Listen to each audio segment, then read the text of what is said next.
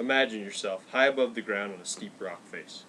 You climb upward, holding on only by your fingertips and a sticky rubber on your shoes. Even though you're protected by a rope, your brain urges you not to fall. Your arms are tired, your fingertips are sore, but you must have strength, courage, and determination to reach your destination, the top. Hey y'all, today I'm here to talk to you about rock climbing. So let's get started. First, we will anchor into the types of rock climbing. Then, we will hook up to some of the equipment used. And finally, we will ascend through some of my favorite climbing surfaces. So there are three types of climbing. First, there's free climbing or solo climbing. The climbing that is without a safety, has no ropes, usually does not even use a harness. Rock chalk and rock shoes are about the only thing, and brute strength is about the only things that are used in this climbing. Sometimes they put what they call a boulder shock pad underneath of the climbing rock. Basically that's to protect against spinal injuries. If you are to fall from what you're climbing on, chances are you're going to break bones. Secondly, there's technical climbing, which is what most people are more familiar with. That's the climbing that you have all of your equipment, you have your harness, your helmet, and you have your safety, which is the person that's going to protect you from falling off of the face that you're climbing on. In the technical climbing, there are three main areas. There's top rope climbing, which is when you have an anchor up at the top and you climb up to that anchor. There's lead climbing, which is where you actually have a series of what they call cams and drills, which you go in and you're the lead climber. The first person is the most dangerous. You don't have anything really protecting you until you set that cam and put your rope through to get your team below you up to the top. That's usually more of a sport type of climbing. And last, of course, is bouldering, which usually doesn't even involve a rope. It's just kind of common sense, picking places where you walk to climb. So in the last and the most untypical, probably most unheard of, is rope rescue climbing, which is usually used by firefighters, EMTs.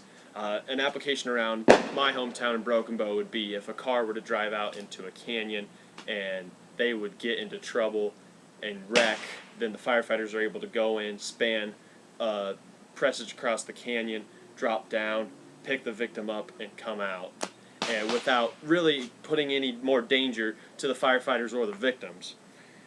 Bobby Harold, the assistant fire chief here in town, basically described rope rescue climbing as the utilization of mechanical advantage to reach the victim safely and extract them out of whatever they need to extract them out of. Now that we've gone over the types, we'll kind of go over some of the basic equipment used. We won't hit all of the equipment because there's a lot, but we'll kind of go over some of the basics.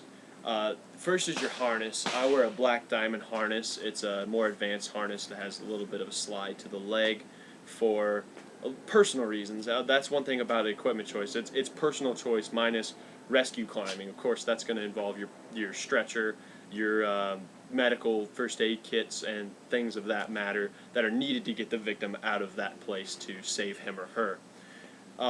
But yeah, it's a personal choice, and according to Climbing Magazine, I kind of did some pricing thanks to the help of John Weinel in Climbing Magazine.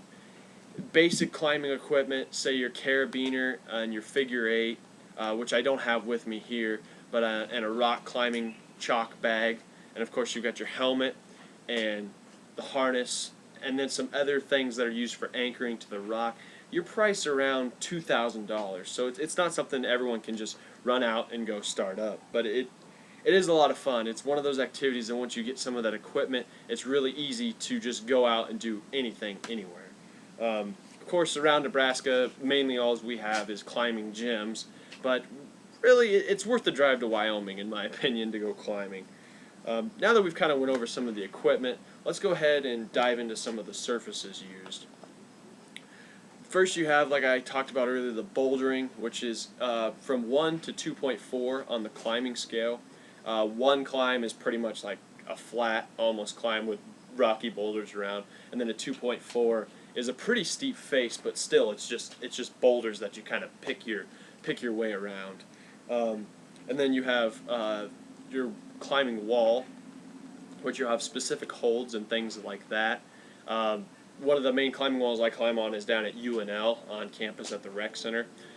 They have routes set up by color, so you and they have the color written on the tape on the bottom. So more experienced climbers are going to shoot for the 5 to 5.12. Less experienced climbers are going to try to stay in the low 5 to maybe even the 4 range. It's kind of a technical scale. If you want to learn more about it, Rock and Ice is another magazine, does a very good job of kind of explaining to beginners. And you just want to be careful, because if you don't think you can climb it, don't attempt it. I've been climbing for probably around 10, maybe 12 years of my life now.